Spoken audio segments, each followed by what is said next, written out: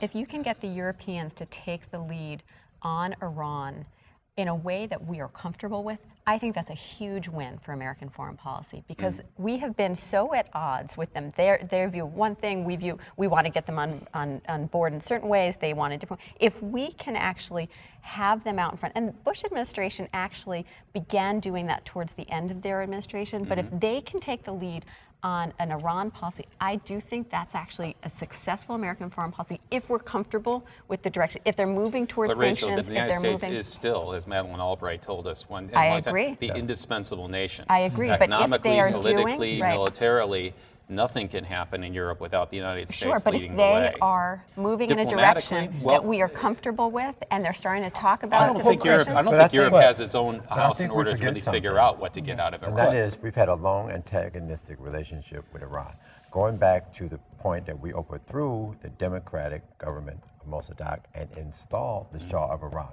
who was extremely dictatorial, human rights violations up the yang, and we supported that regime right up to the point that it was overthrown.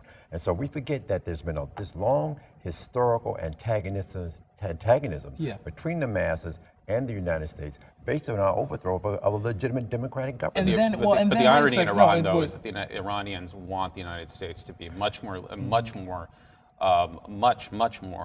the lead with regard to the regime, and they are worried about a deal being cut over nuclear non-proliferation. That's going to be essentially the deal breaker for human rights in Iran. Yeah, but it's interesting because what happened, I mean, look at the situation with the Russians now. Because the Russians are in negotiations to essentially sell them or give them this air defense system.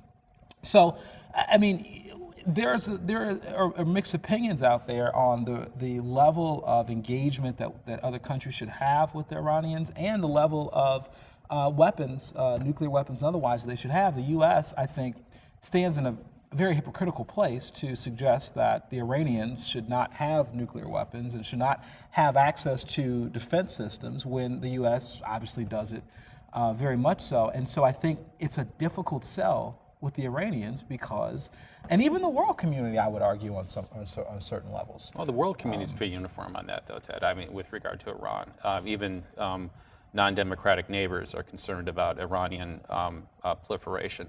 Saudi Arabia, the new government in Iraq, and they have good reason, I suppose. But the thing is, once again, if we have a strategical gap, a strategic gap in what kind of doctrine the Bush administration, or excuse me, the Obama administration is going to be putting forward, then we have a vacuum, and that vacuum can be filled with almost anything at any time. And if that's the case, it's very, very difficult to lead internationally. I think what we're looking at also is a reshaping of a multipolar environment.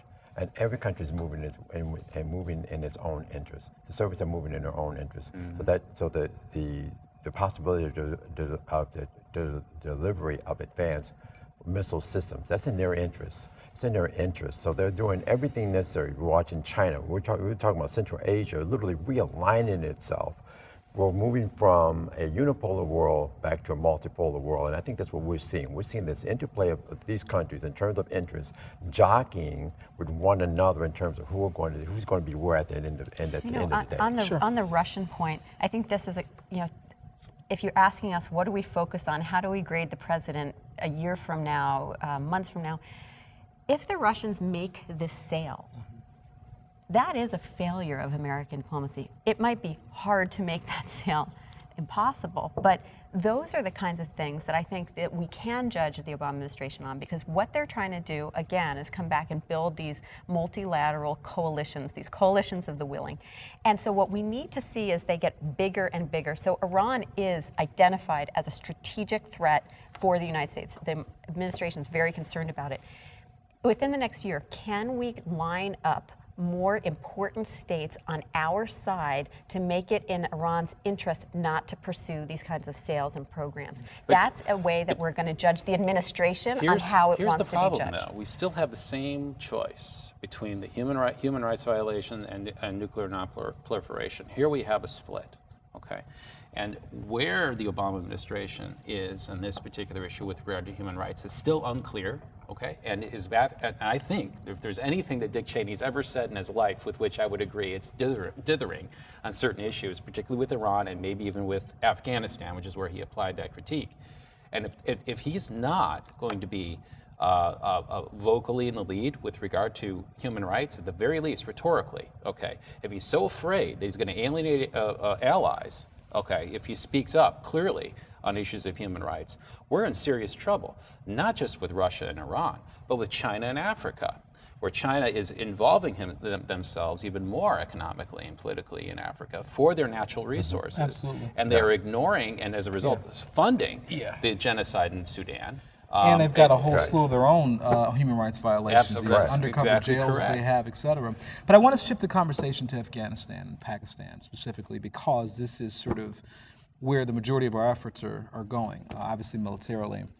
And so the question we look at, I mean, Obama's wrestling with is, at the time of this taping, whether he should send, 40,000 more troops to Afghanistan. Essentially, let's talk about the mission there. Let's talk about the feasibility of the mission succeeding there. And then what does he do going forward? Because I think this is a tough place as well that he's stuck at, What do you think, Chris? I think we have to be very careful in terms of how he negotiates issues with Pakistan and also with India. We've just had a huge military maneuver with India. India is the enemy of Pakistan.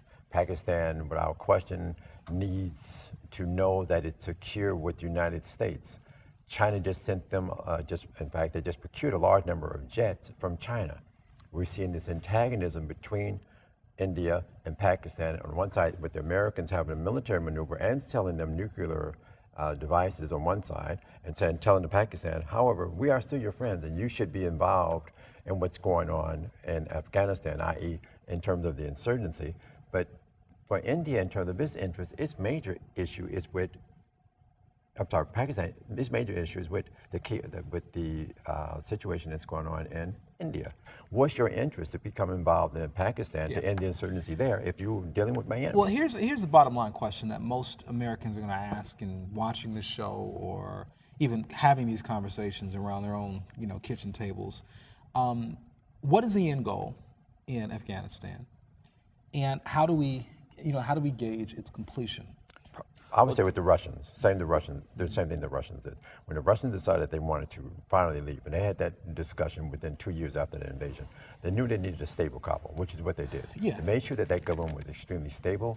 They made sure that the military that was there was well trained, and then they eventually left. Unfortunately, in that situation, it wasn't, and that gave rise to a lot of what we see today with the Taliban. Well, that's questionable, because see, when they retreated, and they had the most orderly retreat of any military from an insurgency in the 20th century. It was the United States, along with the Central Intelligence Agency, that destabilized a stable government in that area, and that was a stable government. As a result, we have the rise of the Northern Alliance and the Taliban in the Civil War. But that was our doing, and that was also our undoing. But with that of a stable history, we government. still face them with a choice, and it seems that the opportunities to do something domestically, okay, the political opportunity to do something in Afghanistan was greatly expanded when the Petraeus principle of pretty much making the nation you're occupying into a garrison state for a certain amount of time, and then shoring up its political support, which is what happened ostensibly in Iraq, was being proposed with a 40,000 troop increase recently. Yeah.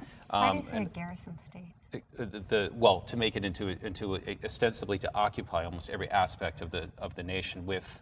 So to surge and then. Right. Yeah. Clear, hold, and build ostensibly nationwide. Okay, which is a form of nation building light. I think we can all agree on that. And not light in terms of the pocketbook, though. And that's the problem, right? Is that Barack Obama has a serious domestic fight going on right now, different show on healthcare, and another fight on the energy policy. Yeah. And he is going to have to find a way of negotiating through the left and the right domestically. And Afghanistan is a major problem domestically right